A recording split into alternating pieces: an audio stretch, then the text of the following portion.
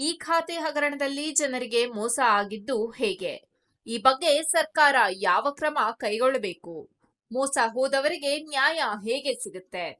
ಈ ರೀತಿಯಾಗಿ ಮೋಸ ಹೋಗ್ಬಾರ್ದು ಅಂದ್ರೆ ಜನ ಯಾವ ರೀತಿಯಾಗಿ ಎಚ್ಚರ ವಹಿಸಬೇಕು? ಇದಕ್ಕೆ ಪರಿಹಾರ ಏನು?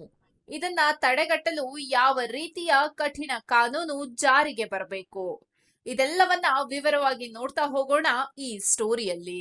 ಬೆಂಗಳೂರು ಅಂದ್ರೆ ಈಗ ಕೇವಲ ಐಟಿ ಸಿಟಿ ಮಾತ್ರ ಅಲ್ಲ, ರಿಯಲ್ ಎಸ್ಟೇಟ್ ವ್ಯವಹಾರಗಳ ದೊಡ್ಡ ಕೇಂದ್ರವೂ ಹೌದು. ಇದೇ ಕಾರಣಕ್ಕೆ ಇಲ್ಲಿ ಆಸ್ತಿಗೆ ಸಂಬಂಧಿಸಿದ ಹಗರಣಗಳು ಒಂದಾದ ಮೇಲೆ ಒಂದಾಗಿ ಬಯಲಾಗುತ್ತಲೇ ಇವೆ. ಇತ್ತೀಚೆಗೆ ಬೆಳಕಿಗೆ ಬಂದಿರುವ 1400 ಆಸ್ತಿಗಳ ಅಕ್ರಮ ನೋಂದಣಿ ಪ್ರಕರಣ ಅದಕ್ಕೆ ಸ್ಪಷ್ಟ ಉದಾಹರಣೆ. ಸರ್ಕಾರ ಜಾರಿಗೆ ತಂದಿದ್ದ ಡಿಜಿಟಲ್ ವ್ಯವಸ್ಥೆಗಳನ್ನೇ ದುರುಪಯೋಗ ಮಾಡಿಕೊಂಡು ಜನರಿಗೂ ಸರ್ಕಾರಕ್ಕೂ ಕೋಟಿ ಕೋಟಿ ನಷ್ಟ ಉಂಟು ಮಾಡುವ ದೊಡ್ಡ ದಂಧೆ ಇದು. ಬೆಂಗಳೂರು ನಗರದಲ್ಲಿ ಆಸ್ತಿ ನೋಂದಣಿಗೆ ಪಾರದರ್ಶಕತೆ ತರಬೇಕು, ಭ್ರಷ್ಟಾಚಾರಕ್ಕೆ ಬ್ರೇಕ್ ಹಾಕಬೇಕು ಅನ್ನೋ ಉದ್ದೇಶದಿಂದ ಸರ್ಕಾರ ಕಾವೇರಿ 2.0 ಪೋರ್ಟಲ್ ಮತ್ತು ಬಿಬಿಎಂಪಿಯ ಈ ಖಾತೆ ವ್ಯವಸ್ಥೆಯನ್ನ ಜಾರಿಗೆ ತಂದಿತ್ತು. ಆದರೆ ಈ ವ್ಯವಸ್ಥೆಗಳಲ್ಲಿದ್ದ ಲೋಪಗಳನ್ನ ಕಂಡುಕೊಂಡ ಕೆಲ ವಂಚಕರು ಅಧಿಕಾರಿಗಳ ಸಹಕಾರದ ಜೊತೆಗೆ ದೊಡ್ಡ ಮಟ್ಟದ ಅಕ್ರಮಕ್ಕೆ ಕೈ ಹಾಕಿದ್ದಾರೆ ಅನ್ನೋದು ಈಗ ಹೊರಬಂದ ಸತ್ಯ. ಈ ಹಗರಣದ ಪ್ರಕಾರ 1 ವರ್ಷದ ಅವಧಿಯಲ್ಲಿ ಸುಮಾರು 1400 ಆಸ್ತಿಗಳನ್ನು ಅಕ್ರಮವಾಗಿ ನೋಂದಣಿ ಮಾಡಲಾಗಿದೆ. ಈ ಖಾತೆ ಕಡ್ಡಾಯ ನಿಯಮ ಜಾರಿಗೆ ಬಂದ ನಂತರವೂ ಮಾನ್ಯ ಈ ಖಾತೆ ಇಲ್ಲದೆ ನೋಂದಣಿಗಳು ನಡೆದಿವೆ. ಸೆಂಟರ್ ಫಾರ್ ಸ್ಮಾರ್ಟ್ ಗವರ್ನೆನ್ಸ್ ಸಂಸ್ಥೆ ಈ ಬಗ್ಗೆ ದೂರು ನೀಡಿದ ನಂತರ ಪ್ರಕರಣ ಬಯಲಿಗೆ ಬಂದಿದೆ. ಈ ಹಿನ್ನೆಲೆಯಲ್ಲಿ 5 ಅಧಿಕಾರಿಗಳನ್ನ ಅಮಾನತು ಮಾಡಲಾಗಿದೆ. ಇವರಲ್ಲಿ ಉಪನೋಂದಣಾಧಿಕಾರಿಗಳು ಹಾಗೂ ಒಬ್ಬ ಪ್ರಥಮ ದರ್ಜೆ ಸಹಾಯಕರು ಕೂಡ ಸೇರಿದ್ದಾರೆ. ಸೈಬರ್ ಕ್ರೈಮ್ ಪ್ರಕರಣವೂ ದಾಖಲಾಗಿದೆ. ಇದು ಬೆಂಗಳೂರಿನಲ್ಲಿ ಬೆಳಕಿಗೆ ಬಂದ 2ನೇ ದೊಡ್ಡ ಅಕ್ರಮ ನೋಂದಣಿ ಪ್ರಕರಣ ಅನ್ನೋದು ಆತಂಕಕಾರಿ ವಿಷಯ. ಅಧಿಕಾರಿಗಳ ಪ್ರಕಾರ ಆರೋಪಿಗಳು ಕಾವೇರಿ 2.0 ಆನ್ಲೈನ್ ಪೋರ್ಟಲ್ ಅನ್ನ ದುರುಪಯೋಗಪಡಿಸಿಕೊಂಡಿದ್ದಾರೆ. 2024ರಿಂದ ಮಾನ್ಯ ಈ ಖಾತೆ ಇಲ್ಲದೆ ಆಸ್ತಿ ನೋಂದಣಿ ಆಗಬಾರದು ಅನ್ನೋ ನಿಯಮ ಇದೆ.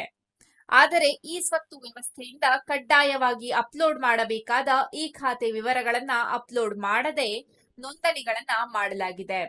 ಅಂದರೆ ಸಿಸ್ಟಂನಲ್ಲಿ ಇರಬೇಕಾದ ಚೆಕ್ಗಳು ಸರಿಯಾಗಿ ಕೆಲಸ ಮಾಡಿಲ್ಲ ಅಥವಾ ಉದ್ದೇಶಪೂರ್ವಕವಾಗಿ ಅವುಗಳನ್ನ ಬಿಟ್ಟು ಹೋಗಲಾಗಿದೆ. ಇನ್ನೊಂದು ಶಂಕೆ ಏನಂದ್ರೆ, ವಂಚಕರು ಯುನಿಫೈಡ್ ಲ್ಯಾಂಡ್ ಮ್ಯಾನೇಜ್ಮೆಂಟ್ ಸಿಸ್ಟಮ್ ಅಂದ್ರೆ ಯುಎಲ್ಎಂಎಸ್ ನಿಂದ ಕೆಲವು ಮಾಹಿತಿಯನ್ನ ಪಡೆದುಕೊಂಡಿರಬಹುದು. ನಂತರ ಗ್ರಾಮೀಣಾಭಿವೃದ್ಧಿ ಮತ್ತು ಪಂಚಾಯತ್ ರಾಜ್ ಅಂದ್ರೆ ಆರ್ಡಿಪಿಆರ್ ಇಲಾಖೆಯಿಂದ ನೀಡಲಾದ ಮಾನ್ಯ ಈ ಖಾತೆ ಪ್ರಮಾಣ ಪತ್ರಗಳನ್ನ ಡೌನ್ಲೋಡ್ ಮಾಡಿಕೊಂಡು ಅವುಗಳನ್ನ ತಿರುಚಿ ನಕಲಿ ದಾಖಲೆಗಳನ್ನ ಸೃಷ್ಟಿಸಿದ್ದಾರೆ. ಈ ನಕಲಿ ದಾಖಲೆಗಳನ್ನೇ ಆಧಾರ ಮಾಡಿಕೊಂಡು ಬನಸ್ವಾಡಿ, ಉಳ್ಳೂರು, ವರ್ತೂರು ಸೇರಿದಂತೆ ಕೆಲವು ಉಪನೋಂದಣಿ ಕಚೇರಿಗಳಲ್ಲಿ ಸಾಫ್ಟ್ವೇರ್ ಲೋಪಗಳನ್ನ ಬಳಸಿಕೊಂಡು ಅಕ್ರಮ ನೋಂದಣಿಗಳನ್ನ ನಡೆಸಲಾಗಿದೆ.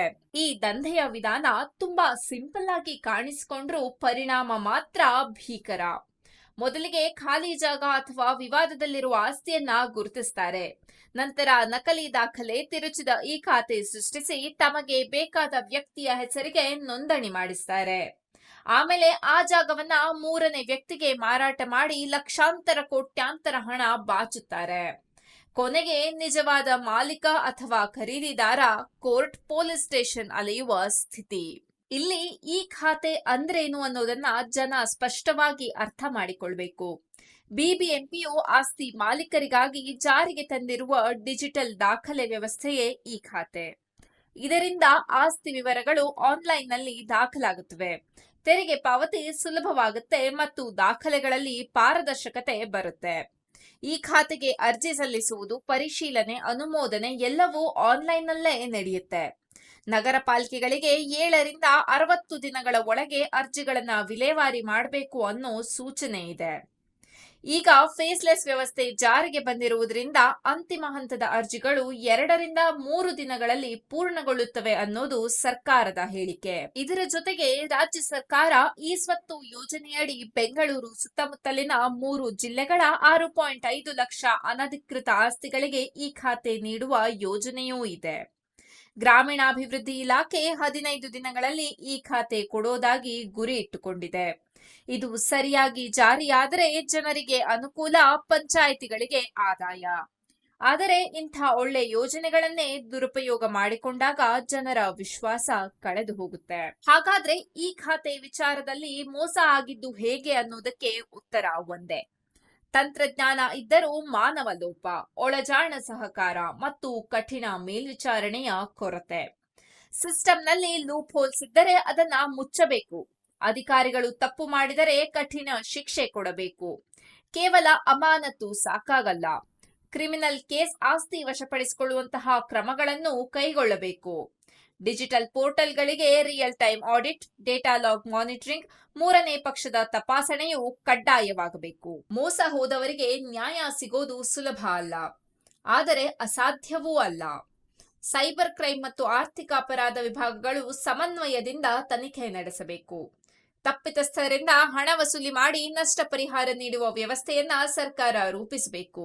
ವೇಗದ ವಿಶೇಷ ನ್ಯಾಯಾಲಯಗಳ ಮೂಲಕ ಇಂತಹ ಪ್ರಕರಣಗಳನ್ನು ಶೀಘ್ರವಾಗಿ ಇತ್ಯರ್ಥ ಮಾಡಬೇಕು. ಜನರು ಯಾವ ರೀತಿ ಎಚ್ಚರ ವಹಿಸಬೇಕು ಅಂದ್ರೆ, ಆಸ್ತಿ ಖರೀದಿಸುವಾಗ ಕೇವಲ ದಾಖಲೆ ನೋಡಿ ನಂಬಬಾರದು. ಈ ಖಾತೆ ನಂಬರ್ ಅನ್ನ ಅಧಿಕೃತ ಪೋರ್ಟಲ್ನಲ್ಲಿ ಸ್ವತಃ ಪರಿಶೀಲಿಸಬೇಕು. ಈ ಸ್ವತ್ತು ಕಾವೇರಿ ಪೋರ್ಟಲ್ನಲ್ಲಿ ಡೇಟಾ ಮ್ಯಾಚ್ ಆಗ್ತಿದ್ಯಾ ಅನ್ನೋದನ್ನ ಖಚಿತಪಡಿಸಿಕೊಳ್ಳಬೇಕು.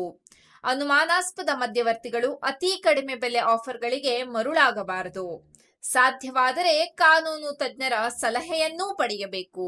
ಒಟ್ಟಾರೆ ಹೇಳಬೇಕಾದ್ರೆ ಡಿಜಿಟಲೀಕರಣ ತಪ್ಪಲ್ಲ, ಆದರೆ ಅದಕ್ಕೆ ಬಲವಾದ ನಿಯಂತ್ರಣ ಮತ್ತು ಜವಾಬ್ದಾರಿ ಬೇಕು.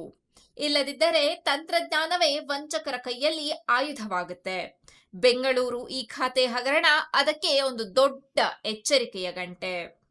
Special report, Prajamarga news.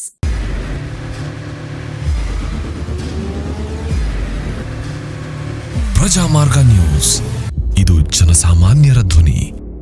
ನಮಸ್ಕಾರ. ನೀವು ನೋಡ್ತಾ ಇದ್ದೀರಾ ಪ್ರಜಾಮಾರ್ಗ ನ್ಯೂಸ್. ರಾಷ್ಟ್ರದ, ರಾಜ್ಯದ, ರಾಜಕೀಯದ ಬಗ್ಗೆ ಹೆಚ್ಚಿನ ಸಿನಿಮಾ ಅಪ್ಡೇಟ್ಗಳಿಗಾಗಿ ಫಸ್ಟ್ ಲೈಕ್ ಮಾಡಿ, ಸಬ್ಸ್ಕ್ರೈಬ್ ಆಗಿ, ಹಾಗೆ ಫಾಲೋ ಕೂಡ ಮಾಡಬೇಕು.